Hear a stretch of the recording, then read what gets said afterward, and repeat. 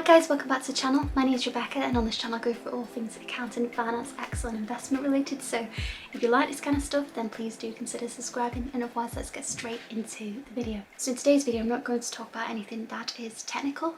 I'm not going to talk about anything that is accounting and finance specific, because this could be applied elsewhere if you don't currently work in accounting or finance. What we're going to focus on today is really mental health, and in particular how to deal with stressful situations in the workplace, particularly in accounting and finance. So we all know that in accounting and finance there are various deadlines that we've got to hit. So some of those include audit, we've got year end, month end, we might have interim audits, interim stats to do, R&D development reporting, tax reporting, the list just goes on, and sometimes that can be a little bit overwhelming. And specifically if you're an individual right now who is studying, so whether you're studying the likes of AAT, ACCA, CIMA, SIPFA, or again if you're not working in accounting and finance but you're in another job that's stressful, just dealing with all of that in one go sometimes can be very overwhelming. And sometimes there might be things that you don't necessarily want to talk to a manager about. You might not feel comfortable about telling your manager that you're struggling with a certain situation or you're finding it stressful, or it might just be that you're starting to question whether a job in accounting and finance or whatever industry you're working in is for you. So I'm going to give you my 5 top tips of how I have dealt with those situations in the past, because having undertaken my AAT, my ACA, so studying for 6 to 7 years, and also having worked in the finance and accounting industry for over a decade, I've definitely experienced highs and lows. So if you're watching this video and you're thinking you're the only one, and you're looking around and everything seems peachy for everybody else in the office, nobody else looks like they're under pressure or struggling anyway, just know that you're not the only one out there. And people are sometimes very good at keeping what they're feeling on the inside and not showing that on the outside. So my tip number 1, what really helped me in those situations was, sometimes when you're dealing with a lot of different things at once, it's really difficult to concentrate on just one thing and you do lose focus.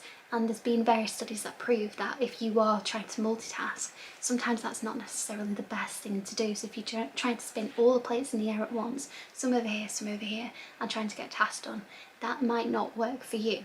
It does in some cases for some individuals, but it might not work for you, and it might actually lead you to becoming more overwhelmed about a situation. So I actually got myself a diary, so an actual paper diary, because I found that if I wrote down the things that I knew that I needed to do, then I could go through with a highlighter or something different and just highlight the things that I knew I absolutely had to do that day. So sometimes when you get into this sort of mindset of, oh my god, it's all too much, you can't concentrate, so you can't focus on what is a priority versus everything else. So if you list things out this way, then you can see what does need to be done now, and you can almost force yourself, if you've not quite got that motivation to do it, to go ahead and do those tasks first. So you can go about this 2 ways. You can either tick off the really small items first and get them over and done with, so that's less things to think about, or you can focus on the main meaty tasks and get those done so that it doesn't feel like there's this big weight on your shoulders. So my second tip is, if you are genuinely under pressure and you feel like unless you work 24 hours a day this work is not going to get done, then the best thing that you can do is go and speak to somebody. So manage people's expectations. So tell them, let them know the things that you have on, because I've found in the past sometimes people don't realise just how much you actually have on.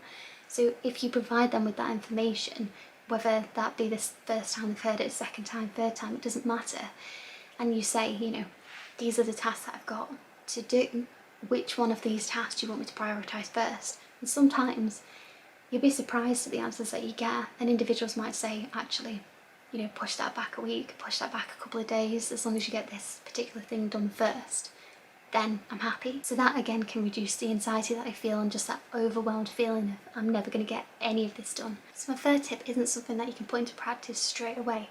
And what I mean by this is, say if every month you're finding that things are just taking so long to do and there's never enough time in the day, and it's always a case of knee-jerk reaction, gotta get this done, and it doesn't change. What you can do is try and set yourself some time aside after that busy period to take an objective look as to why this is happening in this fashion. So is there a specific reason? Maybe there's something that can be improved on. So maybe there's a process that's been undertaken that takes 2 days because somebody's not optimizing a certain system, like the likes of Excel, for instance. So if you put aside that 1 day, or even half a day, or an hour, whatever it might be, you can really just look at the way that things are done and why, and maybe you can speed up that process. So let's move on to tip number 4. So my tip number 4 is to take a break. So I've said this so many times in the Facebook group, and sometimes I even say this to myself when I was in a busy period and I'm feeling very overwhelmed, and it does seem quite counterintuitive, but that is just to take that break. So if you just take an hour's break for your lunch, take the full hour, even if you think that, oh, there's this, that, there's the other to get done and it's never going to get done and I cannot afford to have this lunch hour break.